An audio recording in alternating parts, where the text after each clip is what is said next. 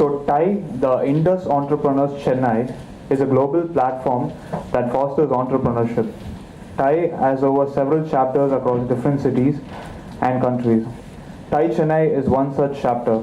We started way back in the year 2001 and we reach out to over 8,000 entrepreneurs every year. Currently, we have over 650 plus active members and 200 plus charter members who are mentors and angel investors. At TIE Chennai, we thrive on 5 main pillars, that is mentoring, education, networking, incubation and funding. I would also like to bring it to your notice that we have launched a new website and it is called TIE Chennai. It is called chennai.tie.org. For further details, you can refer that. And also, we are very much active on Facebook and Twitter. Also, we have launched 2 new active services. One is the Mentor Connect and the second one is the Expert Circle. So on the Mentor Connect, which is an online platform, you can view the TIE Chennai's mentor and also give an online request to receive mentoring and idea validations from them. Services is a CPA firm that provides accounting, tax and consulting services to startups, small and medium-sized companies across the US. He is a charter member in TIE New York and is a frequent speaker on entrepreneurship. He conducts tax and accounting workshops to educate and inform individuals and firms about the ever-changing and complex US tax code, business plan preparation, accounting, and etc. He is a licensed CPA in the New Jersey state, a chartered accountant from India, and he also has an MBA degree in the international finance from the Boston University. He frequently visits India on business and conducts workshops for startups and small companies in India that are trying to tap into the US market. Without further ado, please welcome sir, and very nice to have you here. Thank you. Good evening, everybody. Just before I start, just a show of hands of how many people have companies in the US as of now, and how many are set up or setting up. So it's half and half, I guess. So today, actually, the objective here of this short presentation is to kind of talk about the challenges of setting up an office or setting up an operation in the US. It's not just setting up the operation, but also it brings along with it some of the do's and the don'ts when you're setting up an office in the US, and some case studies and learnings of some of the clients that I have. What are the things that they did which were not correct and what they should have done correctly. So that kind of helps you from a learning perspective. And then of course there will be a Q&A session, and we can talk about it. Either you can ask me questions in between, or you can ask me at the end of the session. Either way, it's fine with me. If there is anything specific that you or your company have, I would suggest that we take it offline. But if it's a very general question, I'll be happy to kind of answer those questions. US as a market is just a slide where it's the largest consumer market in the world. The gross per capita income is 53. United States has the largest and most influential financial markets. I guess these are things which are known to everybody. But let's talk about the recent changes in the US tax code. So there have been actually very significant changes. And the number 21. The number 21 is the corporate tax rate, which is a flat tax rate now from 2018 onwards. Earlier the rates were anywhere between 15 to 35%. Now it's a flat tax rate of 21%. And this is very significant because most companies typically fall under the 25 to 35% tax bracket. They are going to see fairly significant changes in their bottom line, and which in turn, hopefully, brings in more jobs and more wealth to the employees and to the customers. So 21% is a very significant number. So compared to India, you're talking of about 14% drop in tax rates. So it's going to make it very, very attractive for companies overseas to kind of set up operations in the US. Next. Another very, very significant thing that's happened in the US tax code is that US has moved from a global tax system to a territorial system. What that typically means is earlier, and in India, I believe is a global tax system. And what that actually means is if you have a company in the US, the parent company in the US, and you have subsidiaries across the world, earlier what you used to do is used to consolidate all that from a tax perspective, and the taxes were being paid in the respective countries wherever they were located, and you used to get a credit for that in the US on the same income. Now what has happened is you get taxed in the US only on the US income. That's it. The tax which is being paid by the overseas subsidiaries is not going to be consolidated into the American American tax return.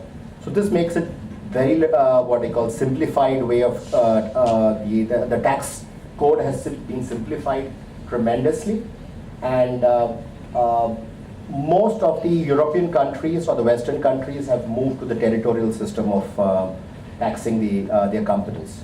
This is a very significant move. Couple of other significant developments are the bonus depreciation, which is there until 2025. Bonus depreciation has gone up from 50 to 100%. A significant thing is the alternative minimum tax has been completely eliminated for companies. Alternate minimum tax is basically that. So the tax code in both in the US and in India expects that the companies pay at least some amount of tax, and the way they do that is they take away certain credits and deductions that a typical company would get if they haven't paid any tax, and they recalculate the whole amount, and based on that there will be a certain minimum tax that you will have to pay. This calculation has been completely eliminated because there is a flat tax rate of 21%. There are certain restrictions that have been applied now. Interest expenses, there is a certain limitation. The net operating loss carry forward, there is again some limitations on that. And this is something that we can talk about in detail later. And another very interesting thing is in India, you basically follow the accrual basis of accounting. In the US, you have typically two methods of accounting. One is the accrual, and then you have the cash basis. You also have the hybrid, which is both the cash and the accrual. But if you were basically on the cash basis of accounting, your gross receipts in the last 3 previous years, if it didn't exceed 25 million, the company could opt for a cash basis of accounting. This is a significant change. Earlier it used to be 5 million. So from 5 to 25 million, there is a significant number which you should be aware of. So companies with 25 million average, the gross receipts for the last 3 years, at the average being 25 million, could adopt a cash basis of accounting. And cash basis of accounting is a very simple thing compared to an accrual basis of accounting. Now, just 2 1 at a time. Yeah. So typically, most people have questions about when they form a company in the US. Some of the questions and some of the myths are a non-resident or a non-US citizen can't set up a company in the US. If you incorporate a company in one state, you pretty much are incorporated in all the 50 states of America. These are all basic questions or basic myths that people have, and we'll address each of them. Incorporating in the US is a very complicated and time-consuming process. Now, let's address one at a time. Anyone who's a non-resident or a non-US citizen can easily set up a company in the US. That's not a problem. You don't need, there is no residency requirements in order to set up a company in the US. Again, no citizenship requirements in order to set up a company in the US. You can actually set up the company sitting in India in the US. The only thing you can't do is you have to physically be present there in order to open a bank account. That is the only thing that is, and we'll talk about that later, but that is the only thing that is what I would say relevant. But otherwise, you pretty much can do everything sitting in India, or for that matter, anywhere in the world. In India, if you incorporate a company in Chennai, you pretty much are incorporated across the country. In the US, it doesn't work that way. In the US, you are incorporating in a state, and you are only incorporated in that specific state. So if you want to kind of get an operation in another state, you need to get a permission to do business in that specific state. And you have to get a certificate of authority. It's called certificate of authority to do business in that state. So in certain ways, if you're doing business in 5-10 states in the country, it becomes a very expensive proposition. Unlike India, where just one place and you're there all over the country. So that's something that you should keep in mind. Incorporation in the US is actually a very, very straightforward and simple process. It can take anywhere from 48 hours or 24 hours for that matter, all the way up to 6 weeks for some of the difficult states in the country, where most of it is paper driven.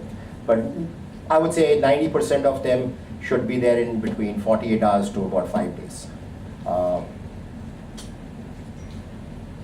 Now, what are the different forms of, what are the entities that typically what you can form? Should it be a US entity, should it be a subsidiary, or should it be a branch? Now, and that's actually a very difficult question to answer because it all depends on that specific requirement of that company. Subsidiary is basically going to be a separate legal entity. It could be a 100% subsidiary of your Indian company in the US. The advantage with the subsidiary is that it being a separate legal entity, if there is any lawsuits on the subsidiary, it will not affect the parent company because they are two separate legal entities, joined by only shareholding. If it's a branch, what happens is a branch is just an extension of your parent company. So it doesn't have a separate legal status or a legal entity. So if tomorrow someone in the US decides to sue the branch, they actually are suing the parent company here in India. So that's actually a very important thing that you should keep in mind. But again, it is very case specific. There isn't a general answer which is one is better or the other.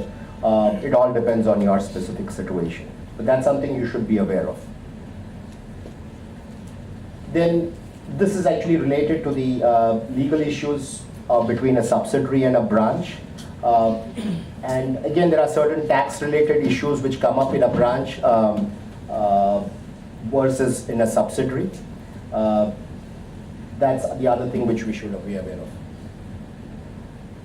Transfer pricing is another actually a very significant thing. It doesn't apply to a branch because it's just an extension of the parent company. But a transfer pricing does play a role when it comes to a subsidiary. Transfer pricing in a gist is basically you have to have you have to convince the tax authorities in the US, and again the same thing applies in India as well, where you should have basically be able to prove that the services that are being offered by the parent company to the subsidiary are at arm's length. So that means basically if you are selling a product or selling a service at $20 an hour from the parent company to the subsidiary, would you do that at the same price to a third-party company? If it isn't that, it doesn't have to be a specific number, but it has to be within a reasonable range. And if it is within a reasonable range, then you're fine. But if not, then it can become a significant issue. And the tax authorities can can change the profit a number in your tax returns and then hit you with penalty and interest. Also, another thing on transfer pricing, what I like to say is that almost all countries in the world, especially US and India, have become extremely aggressive on transfer pricing. You can't let kind of, especially if you're doing fairly significant revenue in the US, you can't let go. And you have obviously a parent company which is supplying a significant portion of that service from India to the US subsidiary. You need to be aware of transfer pricing and ensure that the pricing that has been structured or the agreement that has been structured between the parent company and the subsidiary is a fair one. And it can stand scrutiny from a tax authority point of view, both at India level and at the US level. So it has to be synchronized both ways. Doing your where you have set up the company or should be the state of operations.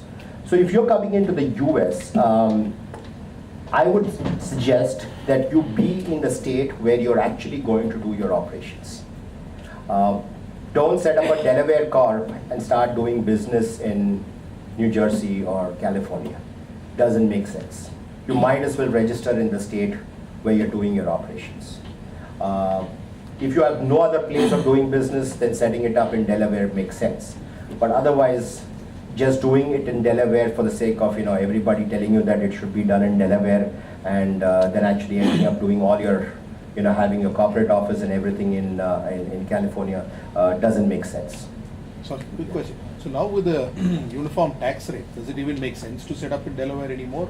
Yeah, I'll actually address that when I just complete those things, because there is, when you see the next few slides, and you will start realizing what this thing is. I'll just come to that. So what's the definition of running a business or state of operation? What constitutes of operation? Yeah. If the company, for example, is a digital company, meaning which all the service delivery. So paying attention to a business plan, well, maybe the first year you do it on a monthly basis, and then quarterly basis, and then yearly basis, makes a lot of sense to get you an assessment of where you are, so that after maybe a year you will come to know how good your plans have worked out compared to what the reality actually is. Otherwise, it can get fairly disappointing for you. From a tax, now, US is basically a federal republic. So you have basically the federal tax, which I was talking to you about, the US tax code of 21%, and so on and so forth. That is the federal tax, which is the federal government, or the central government as they call it. Then you have the state tax, a New York tax, state. And then you have also something called a local or a city tax. New York City has got its own tax as well. So if you live in New York City, you're going to be paying federal tax, you're going to be paying state tax, and then you're going to be paying city tax. If you live in a county like in Pennsylvania or Indiana, there is county tax. So it all depends on where you're located. So, just addressing your question, I think the federal tax is the only one we're talking about right now. State tax, again, it depends on where you're located. There are certain states where there are no taxes. Texas is one, Washington is the other, Florida is the third one. These are places where there is no state tax. But just to let you know that just because there is no state tax, they make up in other ways, basically. So there's no free lunch in America. So now, again, the reason I use the word other is because depends on the industry that you operate. There could be other taxes which get levied. Like if you're in the transportation industry, there's something called an IFTA tax, which is the fuel tax basically. There is also something called commercial real estate tax. Like a New York City levies something called a commercial real estate tax. So those are things which again are very specific to that particular company or that particular type of industry. So, but that's something which you need to obviously factor again into your business plan to really understand where you are at the end of, are you going to make money at the end of the whole exercise? Tax basically can get fairly cumbersome when it's broken up into 3 different levels, unlike in India. But one good thing is you don't have VAT, you don't have a GST and all that stuff. You don't have there, basically. There is sales tax, obviously, and in terms of tax returns, you have the corporate tax return, which is the federal tax return, which is what is called the Internal Revenue Service. That is the arm of the federal government. Then there is state taxes, again specific to that particular state, and again there is also local and county taxes. Sales tax again depends on your product. There could be what do you call tax implications on that as well. There are certain regulatory filings where you have to file in certain states annual reports and pay certain fees. Delaware is one example where you have franchise taxes. So although Delaware may sound very interesting that you don't have any tax return that you need to file in Delaware if you don't do business in Delaware, they make it up from franchise tax where they get to pick up the money from you. So it's all a game basically. A couple of $100, but that's pretty much it. Nothing is coming completely, like there is no state where you don't pay any tax at all, with nothing. Sorry, what is the franchise tax? Franchise tax is basically at the end of every year, based on, sometimes it again depends on the state, depending on your share capital. It could be based on your gross receipts. They will decide a certain percentage, and that is what they call as franchise tax. And there will be a bare minimum. They will say, like I think Delaware is $350 a year, bare minimum, and then it keeps going up. So they'll collect that money from you. Nevada is a good example. Nevada says, we don't have sales tax, we don't have corporate tax, and our incorporation is pretty straightforward. Well, at the end of the first year, they're going to send you a bill for about $675, which they call, I think, annual state fee or something, some filing fee or something they call it. But forget the nomenclature. It's basically, you're paying it, it is $675, right? So that you should be aware of. Now, opening a bank account is actually a very, very significantly difficult task these days. Earlier, what used to happen is some of the bigger banks would kind of entertain you and open bank accounts for you. And actually, I've helped one of my clients who's sitting here open a bank account in the US. But today, if the same person came to me and said, open a bank account, help me open a bank account, it's very, very difficult. Because even the bigger banks have stopped opening bank accounts for people who don't have what is called a social security number. So if you open a company in the US and you are the only shareholder, or you are the only officer in the company, and that officer basically comes to the US to open a bank account, which makes sense. And he or she basically doesn't have a social security number, it's almost impossible for that person to open a bank account. The really tiny banks in America would never entertain in any case. The bigger banks who are global banks by and large used to entertain. But now they have become more and more strict, and the Federal Reserve has started kind of tightening this thing on them. So even the bigger banks are becoming a little worried about money laundering and things of that nature. So it has become extremely difficult to open bank accounts in the US, especially if you don't have a social security number. So a quick question for those. So hiring employees, basically, you've heard of H-1B visa and all those things. There are 2 types of typical ways you can hire an employee. You can, 3 types. One is you hire a local employee who has a social security number and who's a green card holder and a work authorization there. Or you sponsor a person for an employment. Or you can even do what's called an intra-company transfer. So if you have a parent company in India and you have a 100% subsidiary in the US and you want to transfer someone from India to the US company, and That's what's called an L1 visa. So H1 is that one which is capped at 65,000 plus 20,000 for with a master's degree. So 85,000 gets sold out very fast. Whereas an L1 visa is again case specific.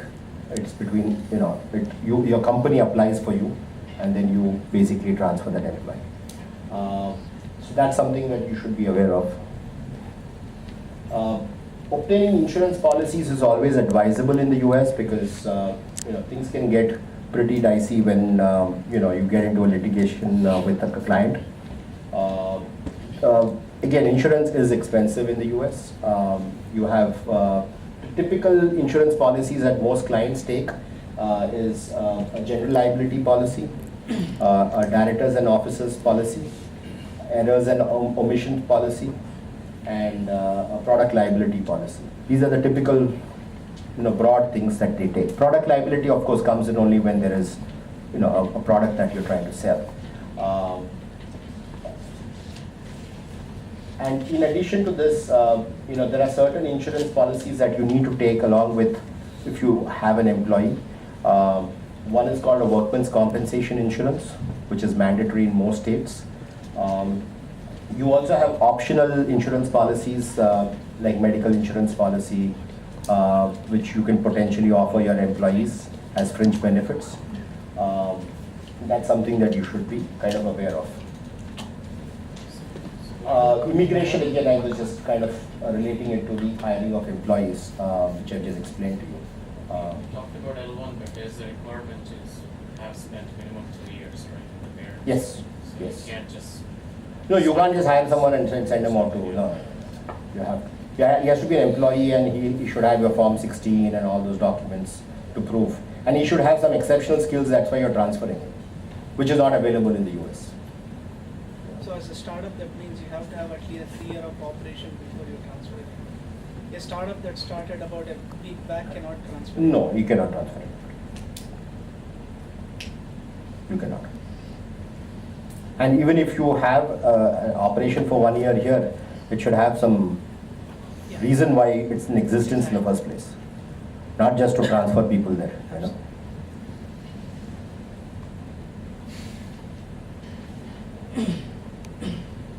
Dissolving a company is pretty straightforward in the US. As long as you pay your taxes, you get a tax clearance certificate, it's called. Dissolving the company is pretty fast. It's not a very long drawn process where things take a month, a year or more. No, it's a couple of weeks, couple of months, depends on the situation basically. So as long as you pay your taxes, clear all the dues, everything is done, you can close a company pretty fast. So incorporation and dissolution is pretty streamlined in that sense. What about physical presence not needed for dissolve? No, you don't need. That's closing the bank account. No, you don't need. So there is nothing like in case of LLC or Sinca.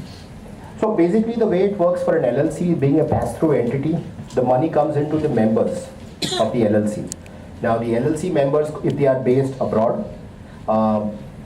that entity or that person has to file a tax return in the US, pay the taxes, and then take the money out. So any kind of revenue minus taxes paid is repatriated.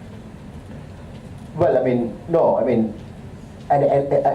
just repeating it, an LLC will have profit, right? The profit of an LLC is not taxed. It goes into the hands of the members. Now, if the members are either in the US or abroad, will have to file their personal tax returns, pay an officer of the company. Does he or she have to be covered in the payroll of the company? Sorry? The person who is residing in US helping in setting. No, that is between you and the officer. If the officer is willing to work for free, then That's fine. yeah. Perfect. But as to the state, there is a rule, right? Where is the yes? Oh. There should be some minimum wage for each and every category. Is that something? That is only funny when it comes to what you call your H1 visa or L1 visa. The rest is if you appoint a local person and he is willing to work for $10 an hour and become the CEO, then you are lucky. Excuse me. So there's SOX and US COP. Sorry. Throw some light on place of effective management. Is it being enforced by India? 40% tax, the additional tax because of the place of effective management rule that came about last year. India, I don't know. India, I'm not. I can only talk about the good things that are happening in the US. No, I'm saying this is for an Indian company with a subsidiary in the US. Will again be taxed in India as per the place of effective management rule that came out last year. Okay. I want to know. But even if that happens, you know, you are paying your taxes in the US and having a double taxation avoidance agreement between US and India, you are going to get a benefit here in anyway. The 40% tax as per the place of effective management rule if the turnover crosses 50 crores. Okay. So I want to know are there workarounds? It's not yet fully into effect, but there are. It's still I am not aware. The double taxation. Yeah, that's what I would. You can claim credits, foreign tax credits. Correct. Because otherwise, how will you? Because that's the beauty of India and US. You have the double taxation avoidance agreement. So whatever taxes you pay on the income in US, and when you consolidate your accounts here in India at a parent level, you will get the benefit. His question is regarding, where are you resident? They want to know which country is the host country for taxes. The host country will always be what I call. The effective management cost they introduced last year is that the effective management certain percentages in India, for example, then by default your tax country is India. Even though a company could be in the US, you first pay tax in India and claim credit the reverse direction. What other way? Basically, people are avoiding shitty companies and having people here and then running a business there. And not declaring it. Declaring, exactly. Declaration is a problem. No, declaration is not a problem because after fact, you declare, they know about your business. Correct. You can't go around it.